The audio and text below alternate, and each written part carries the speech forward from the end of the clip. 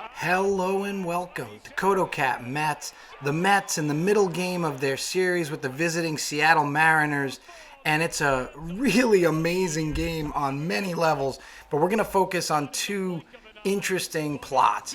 One is Jesse Winker, the making of a Met killer. There have been many players throughout the years who've seemed to turn their game up against the orange and blue.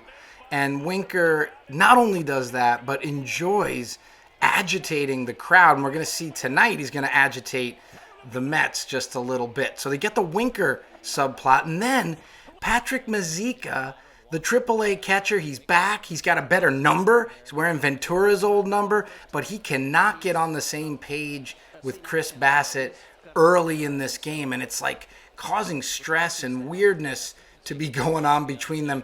And it comes to a head in the first inning during Jesse Winker's at-bat, where he draws a walk. And then we get a guy in the crowd just randomly yelling, "Hey, try the pickoff."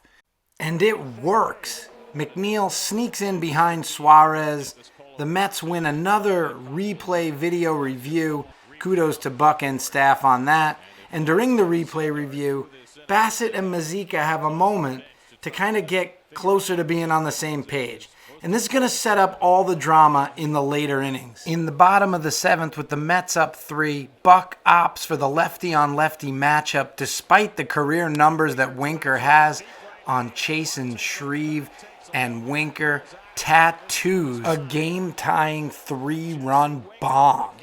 And just like he did in his days with the Cincinnati Reds, he's kind of goading the Met fans. He's going to give them a wave.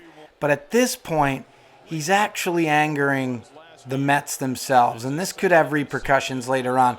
But Shreve not thrilled with the length of time that it took Winker to get around the bases.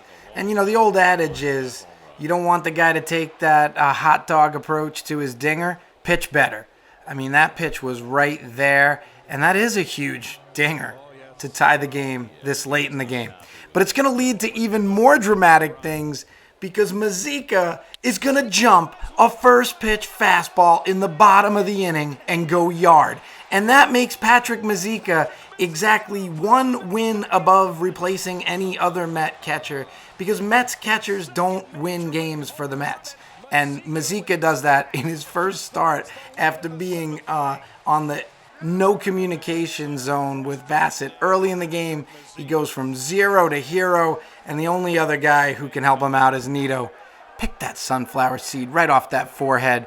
The crowd wanted him out for a curtain call. Mazeika knew the place in Mets history for curtain calls is not right there. But big home run. And then, as fortune would have it, it's Winker who goes down for the final out. And the Mets tie this series with the Mariners. And maybe, we want to throw one in tight to Mr. Winker before the Mariners leave town. This is another great victory for the Mets. This has been CotoCat Mets. If you like this video and you love the Mets, please subscribe. Let's go Mets!